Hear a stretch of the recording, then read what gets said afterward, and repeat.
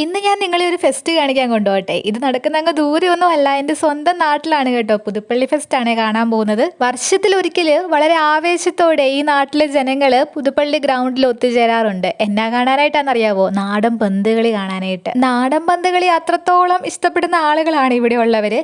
ഈ പ്രാവശ്യം നമ്മൾ പക്ഷെ ഒരിക്കൽ കൂടി ഗ്രൗണ്ടിൽ ഒത്തുകൂടിയേക്കുവാണ് പുതുപ്പള്ളി ഫെസ്റ്റ് കൂടാനായിട്ട്.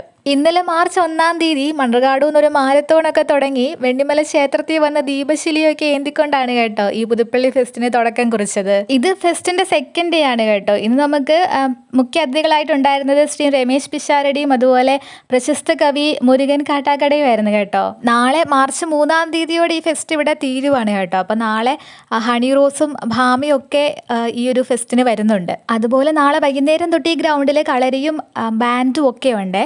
അതുപോലെ തന്നെ ഈ പ്രോഗ്രാമിൻ്റെ ഇടയ്ക്കായിട്ട് തന്നെ വീടുകളുടെ താക്കോൽദാന ചടങ്ങൊക്കെ നടന്നിട്ടുണ്ടായിരുന്നു. അതുപോലെ സ്പോർട്സിലും അക്കാഡമിക്സിലും ഒക്കെ മികവ് തെളിയിച്ച കുട്ടികൾക്കൊക്കെ പ്രൈസും കാര്യങ്ങളൊക്കെ കൊടുത്തിട്ടുണ്ടായിരുന്നേ. ആദ്യമായിട്ടാണ് ഞങ്ങളുടെ നാട്ടിൽ ഇതുപോലെ ഒരു പുതുപ്പള്ളി ഫെസ്റ്റ് ഒക്കെ നടക്കുന്നത്.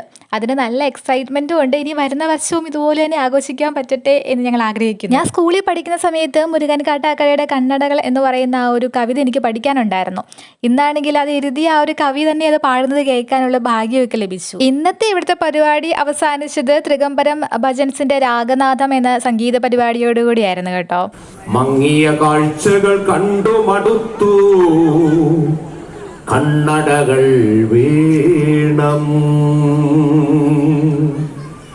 കണ്ണടകൾ വീണം. അങ്ങനെ ഫെസ്റ്റ് ഒക്കെ കൂടി ഒരു മസാല ദോശ കഴിച്ച് വീട്ടിൽ പോയേ.